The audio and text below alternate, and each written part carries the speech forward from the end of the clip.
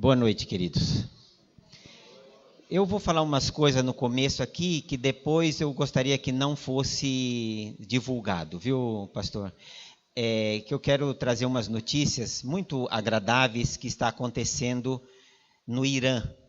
Quem já orou pelo Irã ou sabe alguma coisa do Irã? Você sabe na Bíblia qual era o Irã? Que país era lá do Velho Testamento? Quem se lembra? A Pérsia.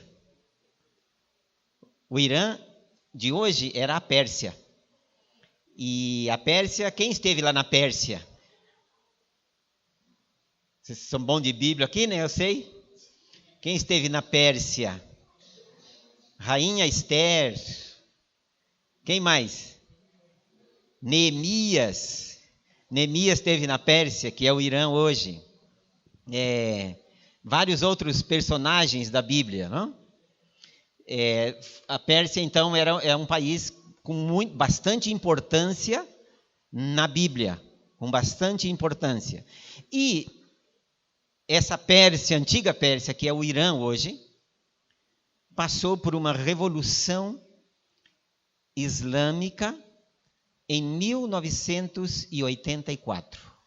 Uma revolução islâmica, uma transformação por completo. E passaram, então, o país passou a ser governado pelos líderes islâmicos.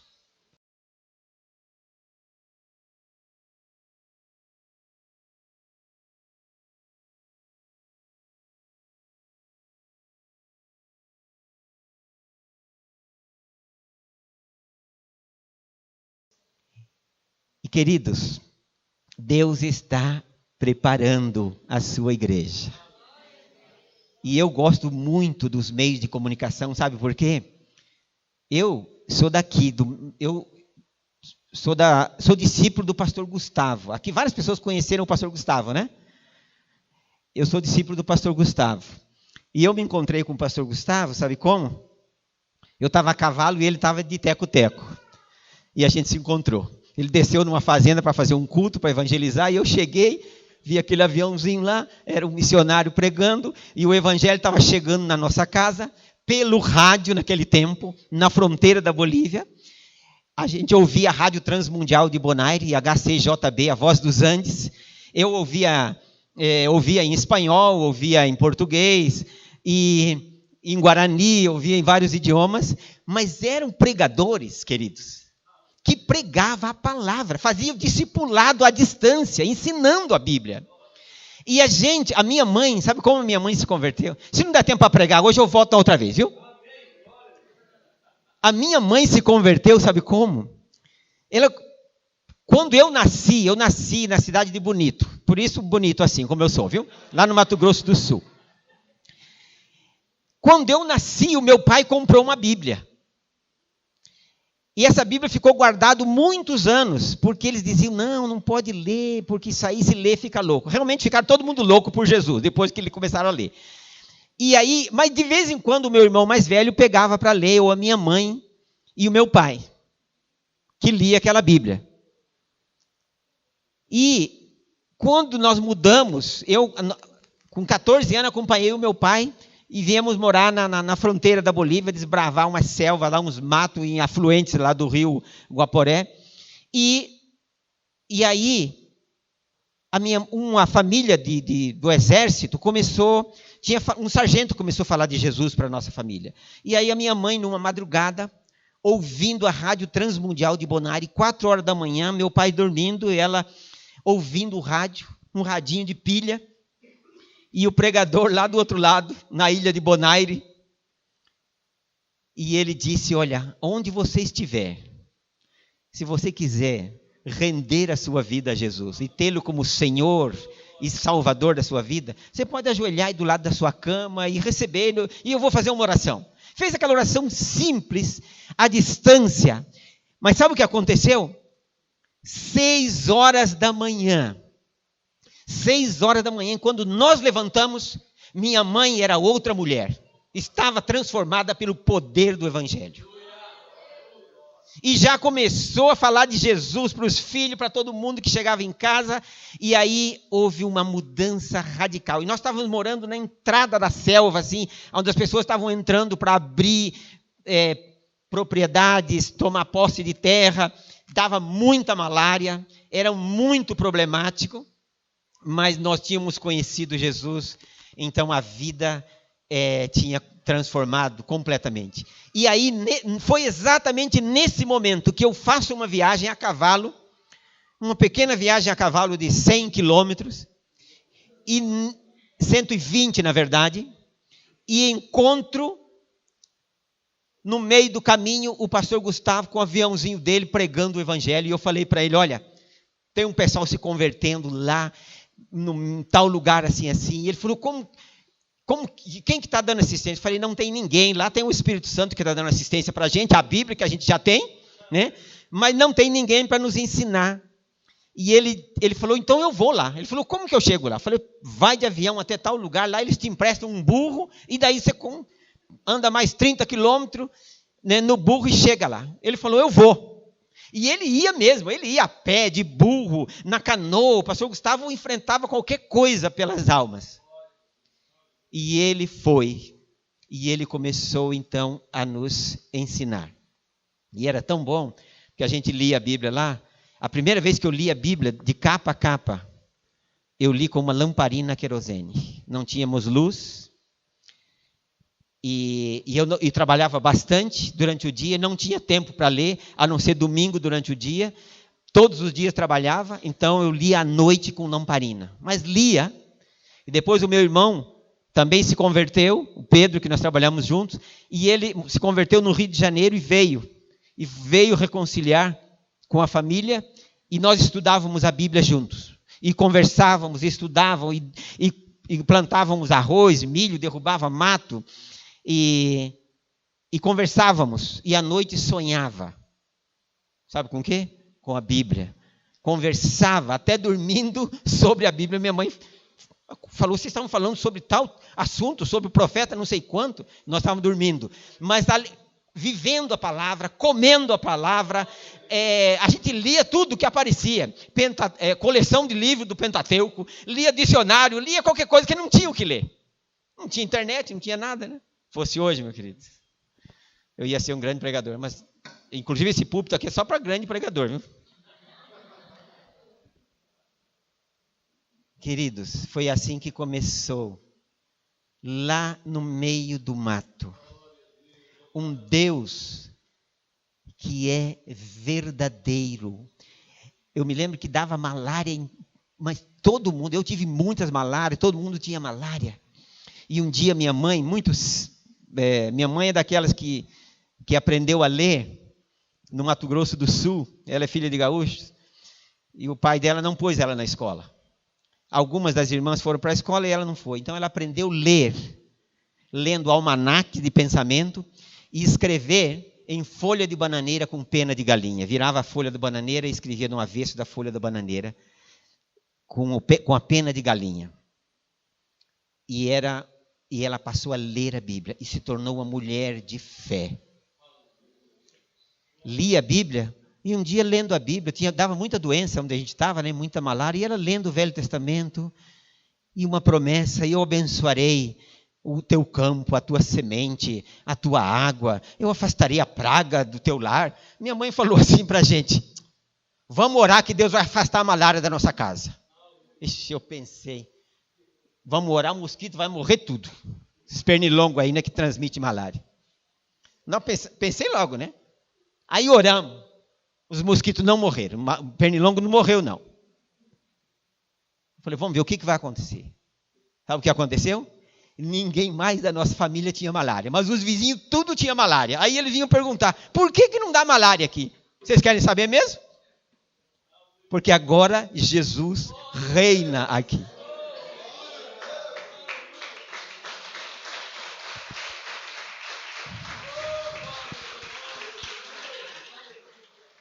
Porque Jesus reina. E aí começaram os milagres.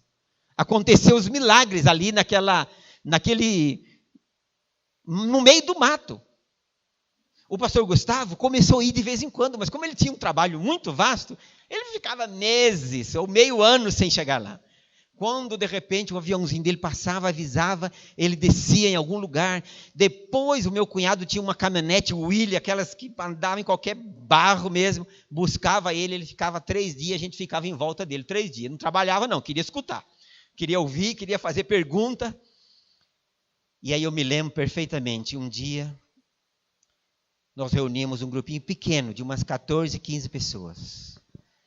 E tinha um capixaba, daqueles valentes, que tinha vindo lá naquela época, lá do Espírito Santo. E ele era até meio tortinho, baixinho assim, do meu tamanho, 1,5 metros. Ele era meio tortinho de carregar um revólver. E esse homem se converte. E se tornou um doce de pessoa. E um dia, a nora dele estava doente. Teve um aborto. No outro ano teve outro aborto. E aí, estava muito mal. E lá, o hospital mais perto era 300 quilômetros. E não tinha estrada. E os riachos não tinha ponte. Então tinha que ser um bom tempo para adoecer. Para poder ir no médico. Senão morria. Na estrada. E aí, levaram ela no médico. E o médico chamou alguém da família e falou, olha, leva... A melhor coisa que vocês fazem é levar para que ela, de volta para que ela morra junto da família. Porque nós não podemos fazer nada, porque o câncer já não está só no útero, já está em outros órgãos. E não podemos fazer nada por ela. E deu alguns medicamentos para dor, algumas coisas. E ela voltou lá para o meio do mato. E ela estava convertida, o marido dela ainda não. E o sogro dela, que era esse homem. E eu me lembro que o pastor Gustavo chegou para uma visita e nós fizemos uma reunião com umas 15 pessoas. O pastor Gustavo também estava e daí falaram da situação dela. E nós falamos, vamos orar. Eu me lembro perfeitamente que nós fizemos um círculo, tomamos as mãos e vamos orar. E quem quiser orar por ela, levante a voz e ore. 2 pessoas oraram. A terceira foi ela mesma que orou. E disse, Senhor, obrigado pela cura. E todo mundo agradeceu, esquecemos. 1 ano depois, ela teve um filho. No outro ano, outro, porque lá não tinha televisão, nem luz elétrica, né? Então aumentava muito rápido mesmo. Né? E agora, a mulher curada, completamente curada. Agora, um tempo desse, eu estava viajando, faz uns 3, 4 anos, eu viajando por essa região aqui, entro num supermercado em Pontes e Lacerda. A mulher já criou os filhos, o filho já casou e a mulher está sã e curada até hoje. Isso é o que Deus faz. E Deus me chamou dali do meio do mato para ir às nações. Eu pensava que eu ia ficar trabalhando no meio dos índios. O primeiro lugar que eu fui evangelizar, a parte dos meus vizinhos, foi numa tribo indígena. Então eu já estava satisfeito demais. Eu queria ficar lá na tribo indígena e já estava muito bom. Mas Deus me tirou dali e nos levou para morar no sul do Brasil, em Curitiba, e depois a viajar por outros países, por outros lugares.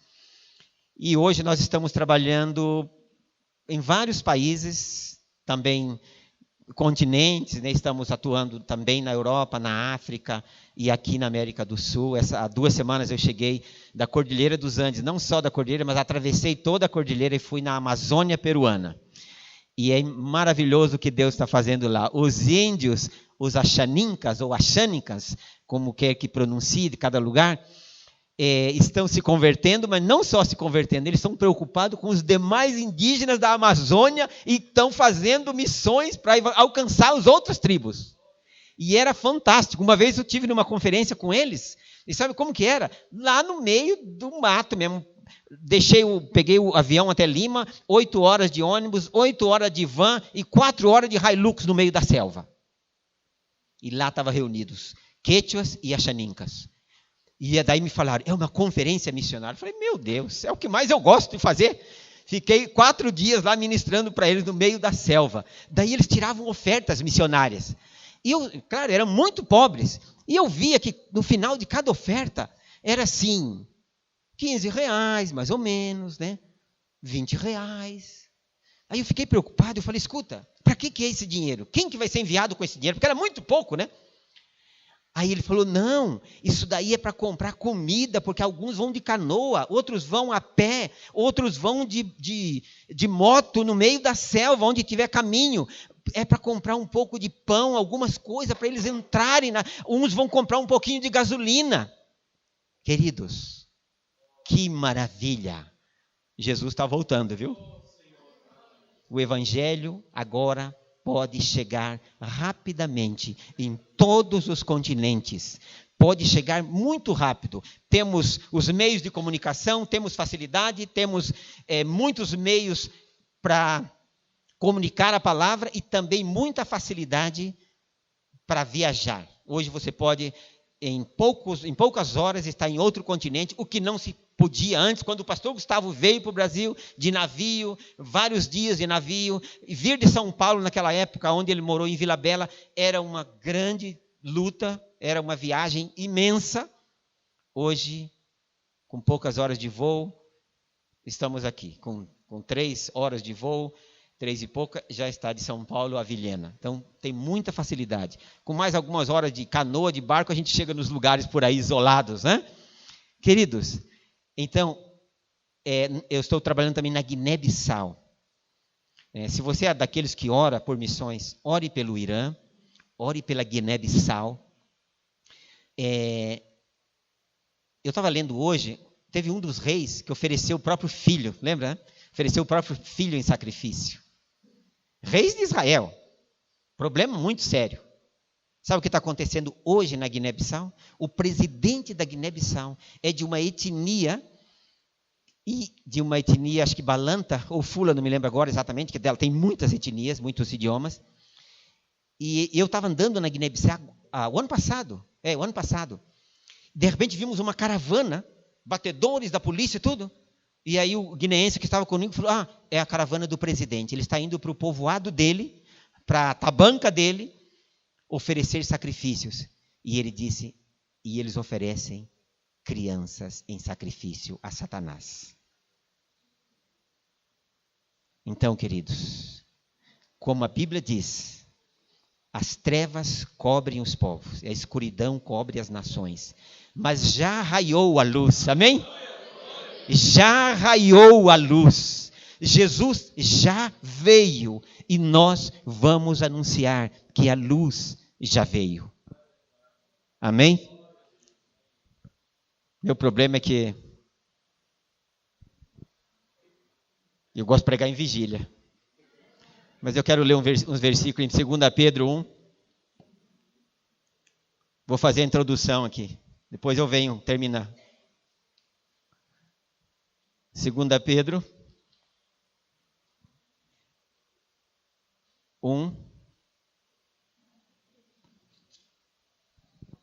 Quero ler alguns versículos aqui rapidamente.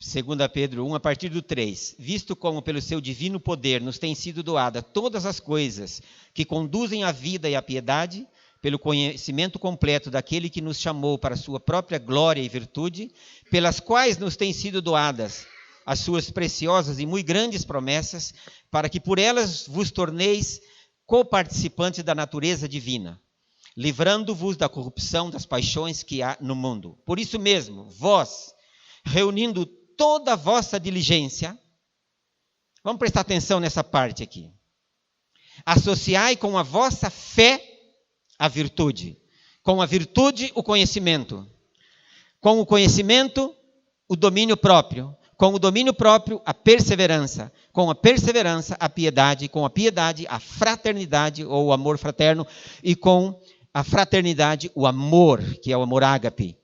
Porque estas coisas, existindo em vós e em vós aumentando, fazem com que não sejais nem inativos, nem infrutuosos no pleno conhecimento de nosso Senhor Jesus Cristo. Pois aquele a quem estas coisas não estão presentes é cego, vendo só o que está perto, esquecido da purificação dos seus pecados de outrora. Queridos, eu vou dar uma pincelada no que eu gostaria de falar aqui essa noite. Me convidaram para pregar no aniversário de um pastor, um homem muito temente a Deus. Está vivo, está bastante ancião já. E quando me chamaram para pregar no aniversário daquele homem, eu falei, o que eu vou pregar no aniversário de uma pessoa como ele? Uma pessoa séria, um homem de Deus, um homem amável, um homem dedicado, uma pessoa fantástica. E eu, então, lendo esse texto aqui, nasceu uma palavra que o título é O Perigo da Velhice. Tem algum velho aqui? Ninguém, né? O perigo da velhice. Vocês sabem que hoje, né, apesar de todos os nossos esforços para manter a saúde e a juventude, né, a lei da entropia vem sem demora, né? Ainda que gastemos milhões em antioxidantes, cremes, né, vitaminas, todo tipo de remédios que nós possamos imaginar, né? Nós vamos vendo que à medida que o tempo passa, nós notamos que a força vai declinando, né? As rugas vão aparecendo, apesar que lá na minha casa eu digo assim, o que envelhece na minha casa é o espelho, não eu. Mas as rugas vão aparecendo, os dentes vão se desgastando. Inclusive, uma coisa que me preocupa, que quando a gente fica velho, a estatura diminui. Imagina eu, que já tenho só 1,5 m. A estatura diminui quando você fica velho. Aí a gente já se levanta mais, já não se levanta com aquele impulso, né? As escadas parece que não era tão alto, agora ficou alta, quando tem escada em casa, né? E aí, de repente, você olha e todo mundo parece mais jovem do que você. Opa, alguma coisa está acontecendo. Então, só que a velhice e a morte é natural. E é o fim de uma atividade e é uma realização. E é uma realização segura. Desde que você realmente está vivendo aquilo que Deus projetou para você. Vamos só dar uma olhadinha em 2 Coríntios 4, 16 a 18, para ver como é que Paulo enfrentava a situação. Para ele, como é que era o negócio. 2 Coríntios 4, 16.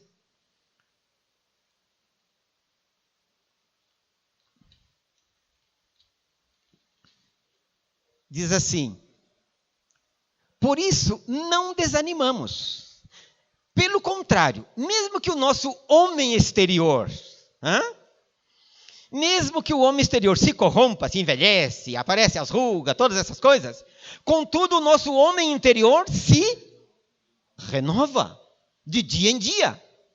Porque a nossa leve e momentânea tribulação produz para nós eterno peso de glória acima de toda comparação. Não atentando nós nas coisas que se veem, mas nas que se não veem. Porque as que se veem são temporais, e as que não se veem são eternas. Então, para Paulo, o negócio é o seguinte. Aliás, quando você vê Paulo escrevendo, quando Paulo escreve aquelas cartas, creio isso é bom de memória, né? Quando ele escreve aquelas cartas, por exemplo, para os Tessalonicenses, quantos anos Paulo tinha? Vocês podem imaginar? Você lê a carta, parece um jovem. Paulo era velho quando ele escreve aquelas cartas, mas ele tinha uma força de jovem, uma força poderosa dentro dele, ele era uma pessoa vigorosa interiormente, e é exatamente isso que Paulo está falando, né? Quando ele escreve essas coisas aqui. Então, para Paulo, era assim. Agora, quando nós observamos, queridos, Se observarmos que paralelamente à velhice natural, muitos cristãos, ao invés de ir renovando em espírito, vão perdendo os ouvidos espirituais. Com a velhice, muitos perdem a audição, não é assim? Outros perdem a visão. Por isso eu já estou usando óculos. Muitos estão perdendo a audição, os ouvidos estão perdendo a sensibilidade, os olhos estão perdendo a visão. Agora, o que é que nós podemos fazer? O que podemos fazer para que com o passar dos anos não venhamos a perder a audição espiritual, a vista dos olhos, a visão, e não terminar a vida cristã? Querido, o que podemos fazer para não terminar a vida cristã com miopia, surdo, sem ânimo interior? O que podemos fazer? Vocês sabem que quando não usamos um membro do nosso corpo, ele se perde. Muitos ouvem a voz de Deus tantas vezes, mas não obedecem. Sabe o que acontece? Perde a sensibilidade. Não é que Deus não fala mais, é que ele não ouve mais. Perde a sensibilidade. Então é uma pena que muitos irmãos mais velhos no Senhor perderam o fogo e perderam a visão. E alguns estão, vocês já viram crente falar assim, naquele tempo que eu era novo convertido, e eu ia na vigília, e buscava a noite. Ué, e por que não vai mais hoje? Você está deixando a velhice tomar conta de você? A velhice espiritual está tomando conta de você? Então, inclusive lá em 1 Pedro que nós lemos, ali fala que nós podemos perder a visão, a vista, perder a memória. Abre de novo lá, se você mudou lá de Pedro, abre de novo lá, no 2 Pedro. E aí nós temos aqui uma coisa interessante.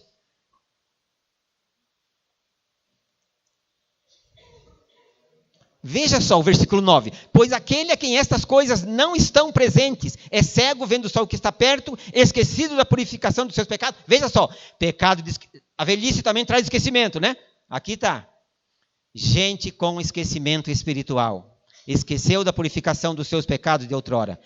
Agora, como eu não tenho muito tempo para dar a palavra que eu quero dar, eu só quero dizer uma coisa.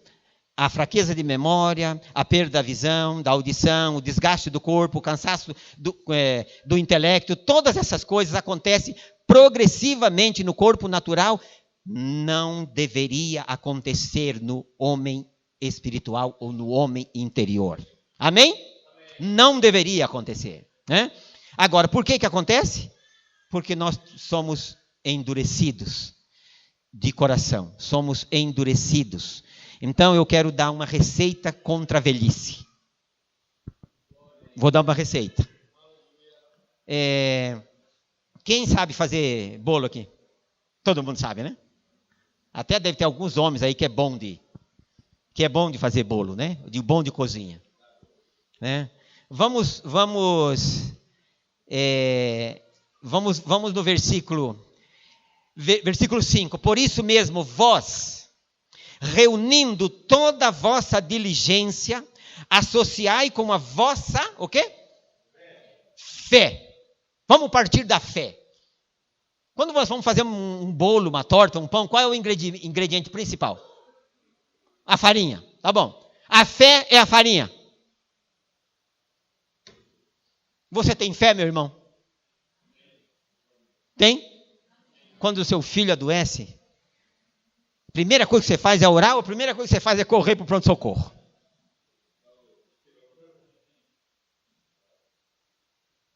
Você sabe, acho que eu aprendi a ter fé, sabe por quê? Não tinha pronto-socorro. Não tinha jeito. Outra coisa que eu aprendi a ter fé, Deus me chamou para viver por fé. Eu tinha feito um desafio a Deus. Falei, Deus, eu quero viver uma vida cristã que eu possa assim, uma vida cristã de emoções, que eu possa escrever o meu livro. Um dia eu falei para Deus, Deus, não é tanto assim também não. Calma lá. Então, como eu prometi para Deus que eu não ia ficar falando, não ia pedir para ninguém, que eu ia depender dele, então eu tive que exercer a minha fé em Deus. E eu era solteiro, já estava no ministério, já comecei a viajar pelo mundo, e aí um dia um pastor falou para mim assim, muito bom, você vive por fé, mas você é solteiro. Eu quero ver quando você casar e tiver filhos, como que você vai fazer? Eu falei, é? Se o meu Deus não pode sustentar a minha mulher, meu filho, eu troco de Deus. Troco de patrão, se o meu patrão não pode. Aí ele falou, tá bom. Ele é um pastor, bom de teologia. Mas nem todos aqueles que estudam teologia conhecem o Senhor da teologia. Conhecem sobre Deus e não a pessoa de Deus. Então, quando eu saí do meio do mato e aprendi a ouvir Deus e dediquei a minha vida. Então, a fé é a base de tudo, querido. Se não tiver fé, querido, sua vida cristã vai fracassar. Você tem que ter fé para evangelizar, fé para caminhar, fé para proclamar o evangelho, fé para orar por enfermo, para expulsar demônio. Ou aqui não expulsa demônio? Expulsa, né? Porque onde eu vou, principalmente na África, tem que expulsar muito demônio. Muitos problemas. Então, veja só. Veja a receita. Primeiro ingrediente, a fé, que é a farinha. Associar com a fé, o quê? Qual é o próximo ingrediente que vem aí? Depois da fé vem a virtude. Que maravilha. A virtude. O que é virtude? Tem ideia do que é virtude?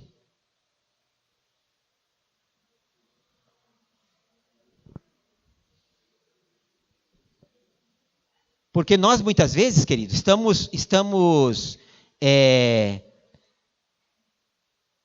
tão distantes. Você lembra de um Provérbios que fala da mulher virtuosa? Lembra? Sabe que aquele provérbio, o provérbio da mulher virtuosa, aquilo ali está falando da igreja. E fala que a mulher virtuosa, ali no caso, o marido dela é respeitado. Será que Jesus é respeitado hoje? Respeitado e honrado? Então, associar com a fé a virtude. Com a virtude, o que vem? Depois da virtude vem o quê? Conhecimento. Que conhecimento é esse? Não é só conhecimento de textos bíblicos, mas compreensão espiritual, do propósito de Deus, do plano de Deus, da boa, agradável e perfeita vontade de Deus. Compreensão e entendimento devem vir com os anos de vida cristã que nós temos. Amém? Compreensão e entendimento do reino de Deus. Muitas vezes nós temos anos andando com o Senhor e ainda estamos dando passos fora do propósito e fora da direção de Deus, por falta de conhecimento e de compreensão do plano de Deus. Então, com o passar dos anos em Cristo, nossa maturidade deve aumentar, nosso conhecimento deve aumentar, a nossa sabedoria deve aumentar, e nosso discernimento deve aumentar. Amém? Depois do conhecimento, o que vem aí? Ao conhecimento, domínio próprio. Domínio próprio, queridos, ele começa pela língua. É que aqui o pessoal não é muito de falar muito da vida dos outros, né? Mas para lá os crentes de lá, daquele outro lado. Né? Domínio próprio começa pela língua, vai pelos pensamentos, pelas emoções, temperamentos, apetites naturais. Aquela pessoa que está precisando emagrecer, mas não consegue, a geladeira é mais forte do que ela. A geladeira abre na frente dela. Automaticamente ela come aquilo que não deveria comer. Então o domínio próprio vem por todas essas áreas, desde o temperamento, né? Aquele temperamento Ah, não, pastor Cleilson, é que eu sou um cara assim, temperamental. Não é? Deixa Jesus botar o jugo, você de um lado e ele do outro, para você amansar.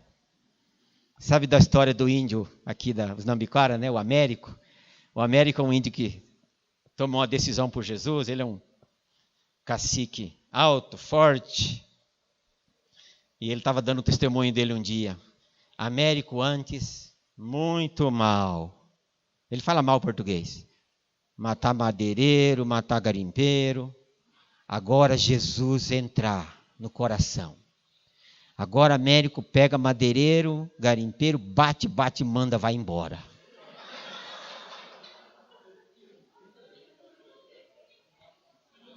Você é um crente Américo? Que de vez em quando o temperamento é mais forte? Ou você é aquele que dá a outra face? Né? Caminha a outra milha? Né? Entrega a túnica, né? Não só a capa. A capa tudo bem se livrar da capa, né? Então, o domínio próprio vem por todas essas áreas, pelos apetites naturais, desejos sexuais, amor ao dinheiro também faz parte do domínio próprio, trabalho, tempo. Paulo, ele fala que ele dava golpes do seu corpo. Sabe para quê?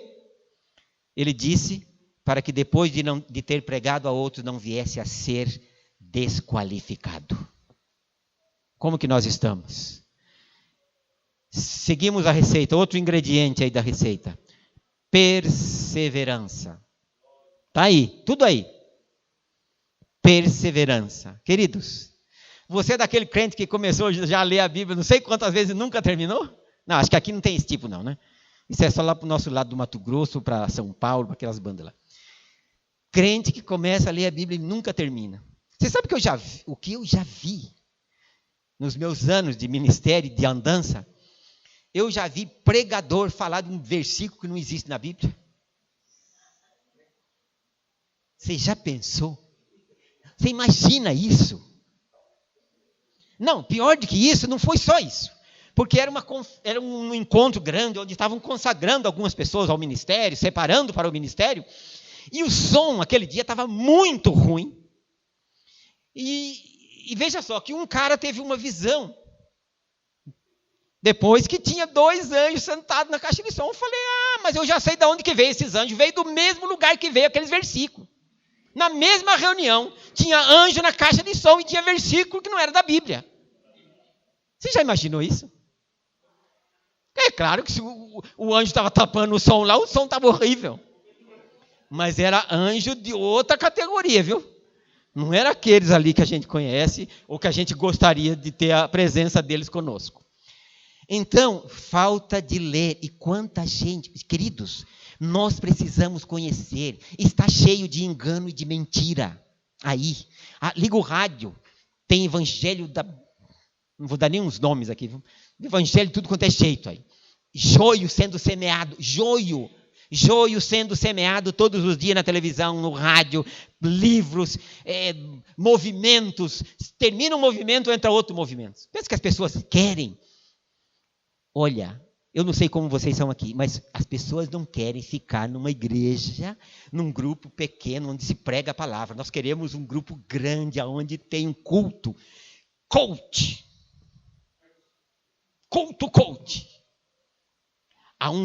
Onde a nossa autoestima é elevada, você vai poder. Não é porque você pode, porque você já entregou tudo para Deus, você já morreu com Cristo, e agora tudo posso naquele que me fortalece. Não, você pode porque você...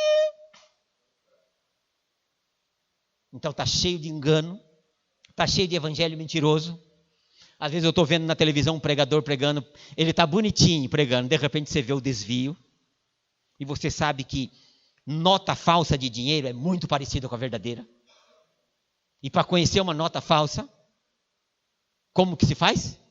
Conhecendo bem a verdadeira. Então conheça a Bíblia. Você é perseverante quando lê a Bíblia? Outro ingrediente aí da nossa receita. Qual que é? Piedade. O que é piedade? Quando a gente pergunta o que é piedade, sabe o que as pessoas pensam? Que piedade é dar um cachorro quente para o ceguinho. Vocês já ouviram falar do movimento pietista?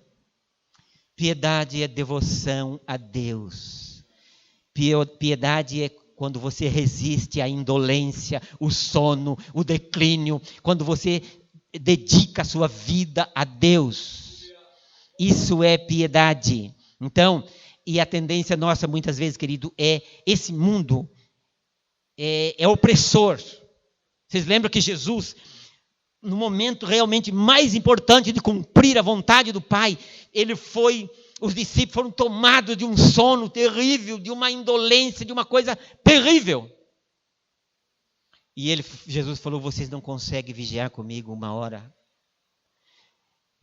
Ainda hoje, o diabo vai atacar aqueles que querem realmente agradar e fazer a vontade de Deus.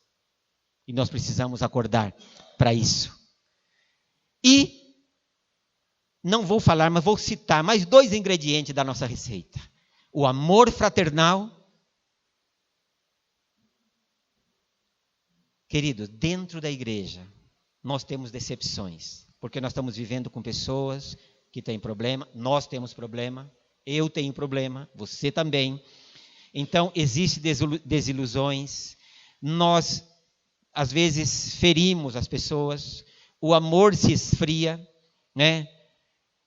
E, às vezes, não é muito humano que a gente, depois de ser ferido ou difamado, não é humano que você perdoe, que você olhe para a cara daquela pessoa. Mas esse é o caminho. Esse é o caminho. Jesus falou, Pai, perdoa-lhes, eles não sabem o que fazem. Então, o amor fraterno é uma boa receita contra o envelhecimento. E em 7º lugar, o amor divino. O amor de Deus. Sermos cheios do amor de Deus e derramarmos esse amor sobre outras pessoas. Então, a receita para não envelhecer. A carcaça pode envelhecer, mas interiormente vamos continuar fortes e valentes no Senhor. Às vezes eu penso assim, eu não sei, as pessoas, querido, eu me sinto tão entusiasmado, que esse dia eu estava no Peru e íamos fazer uma viagem bem difícil lá. Para muitas pessoas é uma viagem muito difícil. E a esposa de um pastor lá, amigo meu, depois ela falou, olha, e quando nós viajamos pela cordilheira, mais de 4.000 metros, 4.500 metros de altitude, e depois descemos até a Amazônia peruana, e quando nós chegamos, ela falou, e tudo bem com você? Eu falei, tudo ótimo, uma maravilha. Ela falou, que interessante, eu estava preocupada com você, com a sua saúde. Queridos, eu me sinto com 20 anos. E a minha paixão por Deus é a mesma. Minha paixão por Deus é a mesma. E vou a qualquer lugar. Pode ser que vocês vão um dia olhar para o Odenir e falar, o Odenir está velhinho, com a cabeça branquinha. E com certeza vocês vão falar assim, olha, ele continua pregando. Se eu estiver aqui, se algum avião não cair comigo por aí, ele continua pregando e continua entusiasmado. Assim eu quero continuar. Como Paulo, escrevendo uma carta, parecendo um jovem cheio de força e cheio de vigor. Parecendo um jovem que tinha se convertido naqueles dias. Aquelas cartas de Paulo. E de repente eu acordo assim, olho e falo, não, Paulo era um ancião. Com todo esse vigor, escrevendo, né, para os irmãos. Deus vos abençoe. Obrigado, pastor Cleilson, de permitir usar o púlpito aqui.